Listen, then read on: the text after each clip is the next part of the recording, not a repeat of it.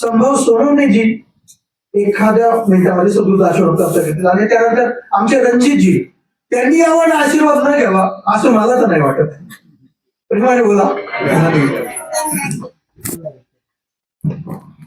नमस्कार. सर्वप्रथम सर्वांना माझा साष्टांग नमस्कार.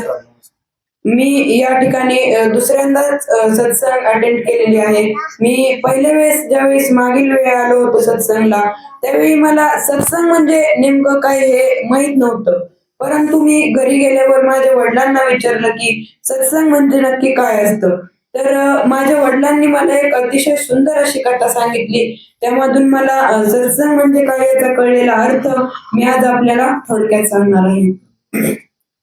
तर एके दिवशी नारद मुनी भगवान विष्णूंच्या भेटीसाठी गेले असता ते नारद मुनी भगवान विष्णूंना म्हणतात की हे प्रभू, ह्या सत्संगचा काय महिमा आहे. पृथ्वी तलावरती जिकडे बघेल तिकडे सर्व लोक सत्संगच करत आहेत. सत्संग केल्याचे नक्की फळ काय आहे.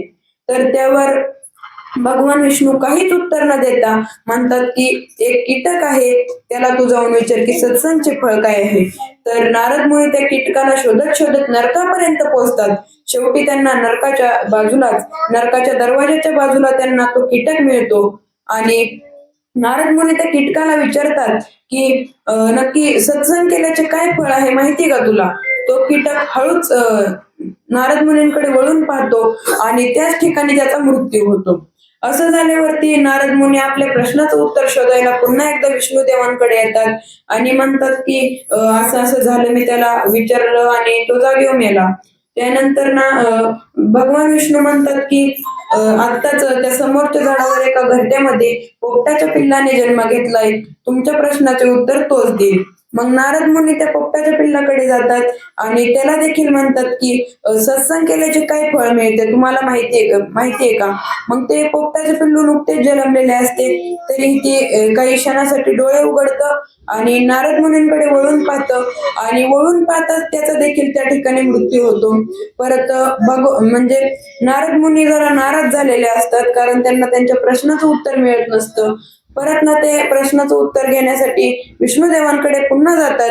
विष्णुदेव त्यांना म्हणतात की आत्ताच एका गायीला पिल्लू झाले आहे, तुम्ही त्या गायीच्या पिल्लाला त्याचे उत्तर विचारा.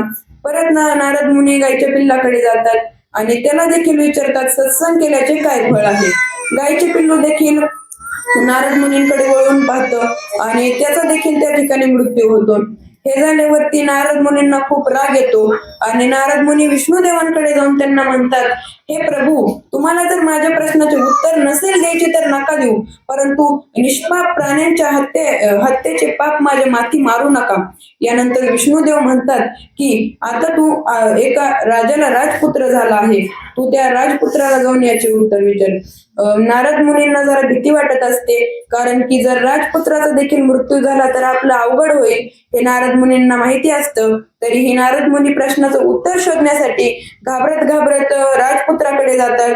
महालामध्ये पोहोचल्यानंतर ते राजपुत्राला आपल्या मांडीव घेतात.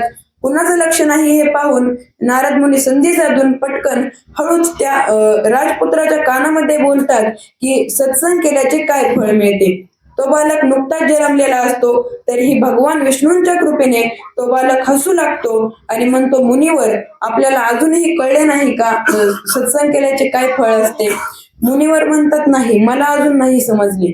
तर तो बालक म्हणतो की माझा पहिला जन्म होता तो त्या कीटकाचा जन्म होता. तुमच्यासारख्या संतांचे दर्शन झाल्यामुळे माझा तो जन्म लवकर संपला आणि मला दुसरा जन्म पोपटाचा मिळाला. त्यावेळी देखील मी घरट्यात असताना तुमचे दर्शन झालेले, माझा तो जन्म देखील लवकर संपला. त्यानंतर तिसऱ्या जन्मात मी गायीच्या वासराच्या रूपात दर्शन घेतले, म्हणजे जन्म घेतला आणि त्या ठिकाणी देखील तुमचे मला दर्शन झाले, म्हणून तोही जन्म माझा लवकर संपला आणि आता मला सर्वश्रेष्ठ जन्म म्हणजे मनुष्य जन्म प्राप्त झाला आहे. हेच सत्संगचे फळ आहे. उदाहरणार्थ, जर आपण बाभळीच्या झाडाच्या बाजूला केळीचे झाड लावले तर बाभळीच्या झाडांच्या काट्यामुळे केळीच्या झाडाची पाने फाटतात. त्याचाच अर्थ जर आपण वाईट माणसांच्या संगतीत राहिलो तर आपण देखील वाईटच होतो. आणि आपण जर कडुलिंबाच्या झाडाच्या शेजारी चंदनाचे झाड लावले तर म्हणजे कडुलिंबाचा कडवट वास देखील चंदनाच्या वासामध्ये परिवर्तन होतो. म्हणजेच आपण जर चांगल्या संगतीत राहिलो म्हणजे सत्संगामधल्या चांगल्या लोकांसोबत राहिलो तर आपण देखील चांगलेच होतो. धन्यवाद.